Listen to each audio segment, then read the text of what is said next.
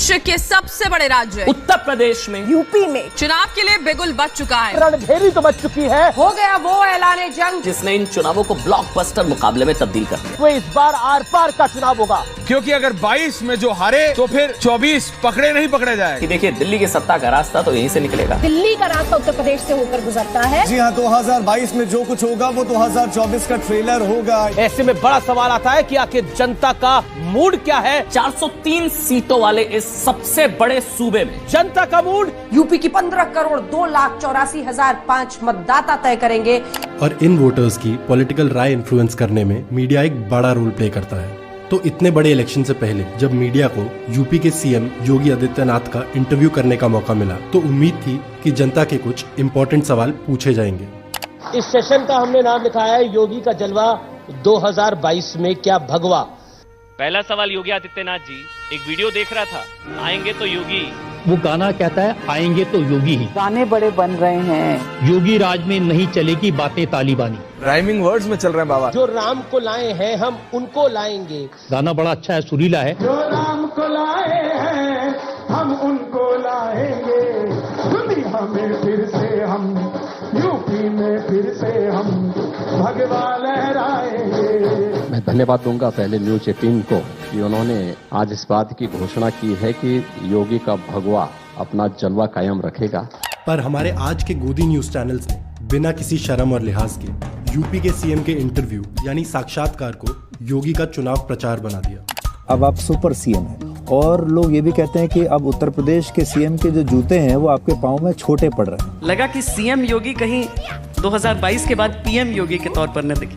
तो हर इलेक्शन से पहले सारी पॉलिटिकल पार्टीज अपना खुद का एग्जाम पेपर सेट करती हैं, यानी जनता से कई वादे करती हैं जिसे मैनिफेस्टो या संकल्प पत्र कहते हैं। और सरकार में आने के बाद उन्हें अपने ही सेट किए एग्जाम पेपर में पास होना होता है और इस एग्जाम का रिजल्ट चेक करके जनता तक पहुंचाना मीडिया का काम होता है।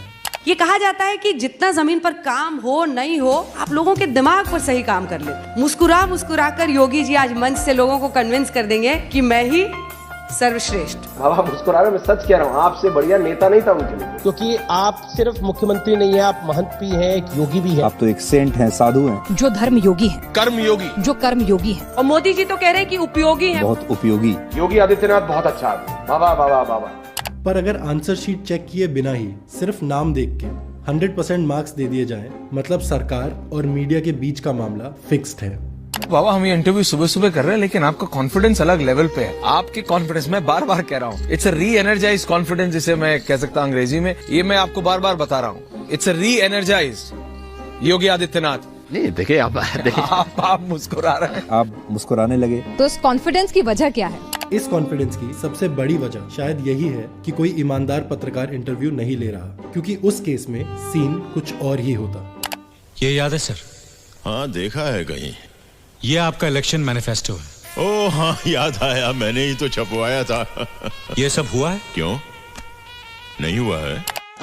विकास हुआ है, लेकिन शायद विपक्ष को कहीं नजर नहीं आ रहा। उत्तर प्रदेश ने बेहतर काम किया, लेकिन विपक्ष जो है वो इसको मानने के लिए तैयार नहीं है। ये सब राम मंदिर का विरोध कर रहे थे, अब ये सब विकास का विरोध कर रहे हैं। योगी जी, इतने अच्छे काम आपने गिनाए। काम आप एक के बाद एक गिराते हैं, आपको चुप करना फिर मुश्किल हो जाता है, क्योंकि आप एक के बाद एक लय में बोलते चले जाते हैं। तो आपने ऐसी स्थिति क्रिएट कर दी है कि आप कहें कि मैं इतना उपयोगी हूँ कि अब मेरे बिना काम नहीं चलेगा। तो हमारे आज के वफादार गोदी पत्रकार और एक ईमानदार पत्रकार के काम करने में 3 मेन फर्क है। फर्क साफ है, फर्क साफ है।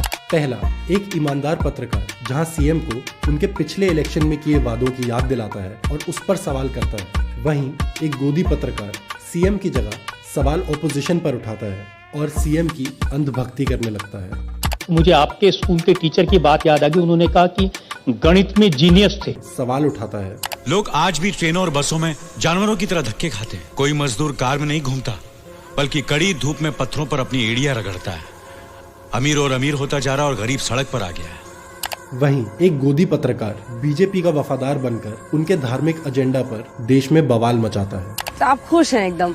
मथुरा, काशी, अयोध्या, ये जाकर योगी जी खुश रहते हैं, मुस्कुराते दिखते हैं। तो अयोध्या की बात जैसे ही करते हैं, आपके चेहरे पे एक अलग सी मुस्कान आ जाती है। आप कह रहे हैं कि हमने काशी भी बना दी है, अयोध्या भी बना दी है, अब हम मथुरा भी बनाएंगे। तो राम लला हम आएंगे के बाद अब कृष्ण लला हम आएंगे। क्या मथुरा भी अयोध्या की तरह कोई ऐतिहासिक भूल थी। अगली कार सेवा कब शुरू हो रही है सर? कृष्ण जन्मभूमि को मुक्त करवाने का संकल्प, क्या इस वादे को संकल्प पत्र में जगह मिलेगी? स्क्रिप्ट राइटर लगता है एक ही है, अगर वोटिंग धर्म के नाम पर हुई तो बीजेपी और योगी आदित्यनाथ के लिए मुकाबला बहुत आसान हो जाएगा। इसलिए हमेशा याद रखिए, अगर लोगों ने धर्म के नाम पर वोट डाला तो योगी बहुत आगे निकल जाएंगे। इलेक्शन का एजेंडा उन्होंने स्वयं सेट कर दिया है।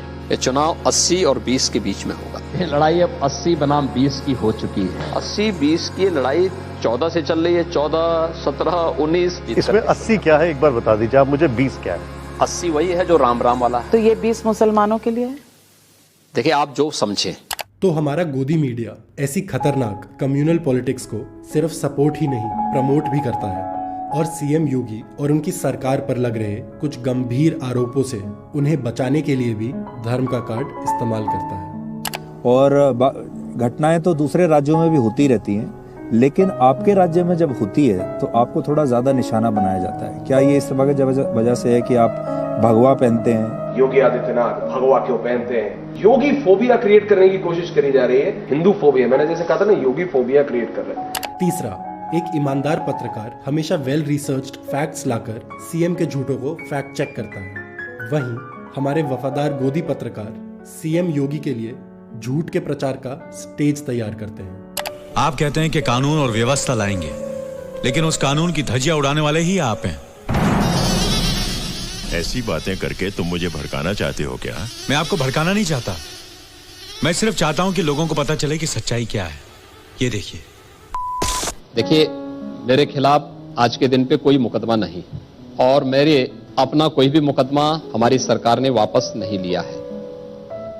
मैं क्या कहता हूं, मैंने अपना कोई केस वापस नहीं लिया, एक भी केस वापस मैंने नहीं लिया, और मेरे खिलाफ कोई मामला भी नहीं है। मैंने कहा ना, जो सच है वही तो हम बोलेंगे।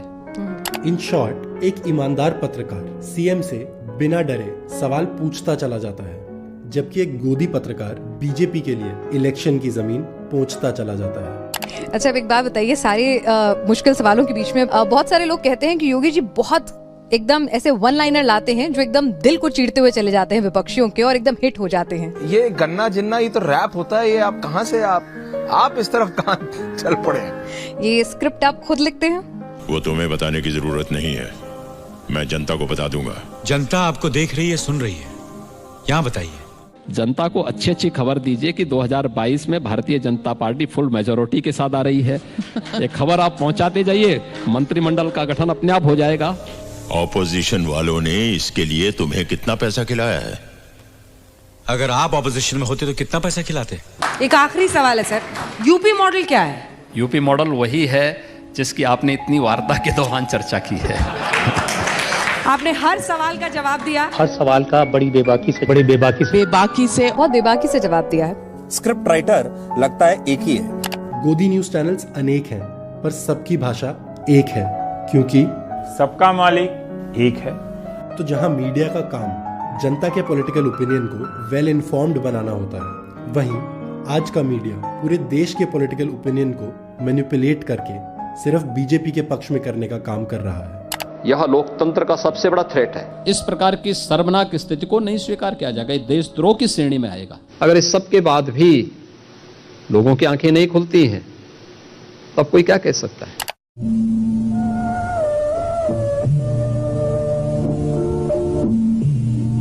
आपको लगता है कि आपके टीवी में कई चैनल आते हैं, लेकिन जब चैनलों पर एक ही कमेंट आने लगे, एक ही कंटेंट आने लगे, तब क्या एक दर्शक के रूप में आप आजाद हैं? Do you know what I mean? समझ सकते हैं तो समझिए, नहीं तो कोई बात नहीं।